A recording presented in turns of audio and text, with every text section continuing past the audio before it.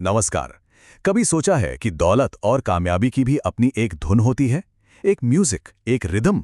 आज हम किसी सितारे के बारे में बात नहीं कर रहे हैं, बल्कि उस कॉस्मिक रिदम के बारे में बात कर रहे हैं जो हमारी जिंदगी में रिसोर्सेज के फ्लो को कंट्रोल करती है। तो चलिए धनिष्ठा के इस राज को समझते हैं।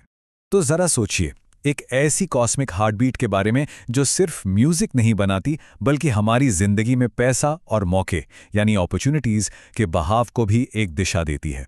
असल में यही धनिष्ठा का सबसे बड़ा प्रिंसिपल है। तो आइए जानते हैं कि ये स्टार ऑफ सिम्फनी यानी धनिष्ठा असल में है क्या और इसका मतलब क्या है। देखिए, धनिष्ठा यूनिवर्स का वो सेंट्रल पॉइंट है, वो नोड है जहां से सारे रिसोर्सेज बंटते हैं यानी डिस्ट्रीब्यूट होते हैं।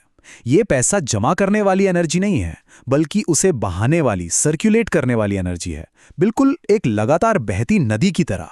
अब धनिष्ठा सिर्फ एक स्टैटिक सिचुएशन नहीं है, ये एक बदलाव है, एक ट्रांसफॉर्मेशन है। ये उस जरूरी मोड़ को दिखाता है जब नॉलेज यानी ज्ञान सिर्फ जानकारी बनकर नहीं रह जाता, बल्कि एक एक्टिव पावर, एक चलती फिरती ताकत बन जाता है। देखिए, एस्ट्रोलॉजिकल साइकिल में धनिष्ठा से ठीक पहले आता है श्रवण नक्षत्र। श्रवण का मतलब होता है सुनना, या कह सकते हैं कि ज्ञान हासिल करना। लेकिन जैसे ही हम धनिष्ठा में आते हैं ना, ये हासिल किया हुआ ज्ञान अब एक जगह टिका नहीं रहता, ये एक्टिव हो जाता है और बहने लगता है एक कीमती रिसोर्स की तरह। और सच कहूं तो धनिष्ठा की असली पावर यहीं छिपी है। ये नॉलेज और आइडियाज जैसी एब्स्ट्रैक्ट चीजों को असल दौलत में बदल देती है। सोचिए, एक छोटा सा आइडिया यहां आकर एक बड़ी इकोनॉमिक पावर बन जाता है।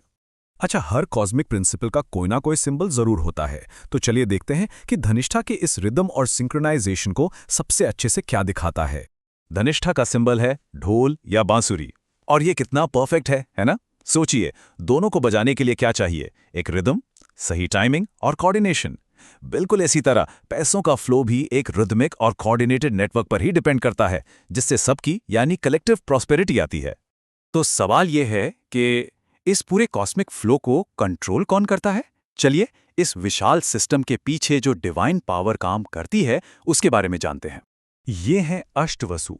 ये 8 डिवाइन पावर्स हैं जो मिलकर यूनिवर्स में दौलत और रिसोर्सेज के फ्लो को कंट्रोल करती हैं। आप इन्हें समझ लीजिए कि नेचर के फंडामेंटल मैनेजर्स कह सकते हैं, जो ये पक्का करते हैं कि हर चीज सही तरीके से डिस्ट्रीब्यूट हो। अच्छा, तो अष्टवसु का काम 3 स्टेप्स में होता है। पहला, वो पैसे की मूवमेंट को मैनेज करते हैं, ठीक है। दूसरा, वो इस फ्लो के लिए सिस्टम बनाते हैं, जैसे हमारी दुनिया में बैंकिंग सिस्टम है, लॉजिस्टिक्स है।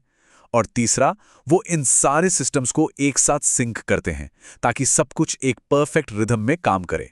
सुनने में ये सब थोड़ा थियोरेटिकल लग रहा होगा, है ना? चलिए अब इसे जरा प्रैक्टिकल लेवल पर देखते हैं।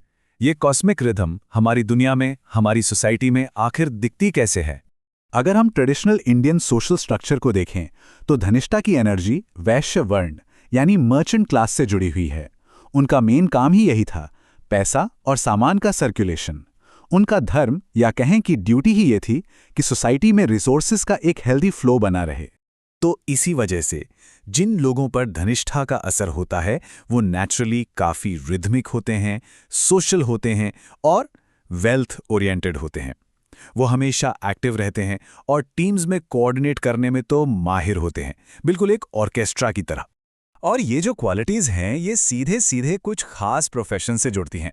ये सर्कुलेशन का प्रिंसिपल उन सभी फील्ड्स में साफ साफ दिखता है जो पैसे, सामान या इंफॉर्मेशन के फ्लो को मैनेज करती हैं, जैसे फाइनेंस और बैंकिंग हो गया, ट्रेडिंग, लॉजिस्टिक्स और हाँ, म्यूजिक जैसी रिदम बेस्ड एंटरटेनमेंट इंडस्ट्री भी। पता है, धनिष्ठा के सिंबल तो हमारे चारों तरफ मौजूद हैं।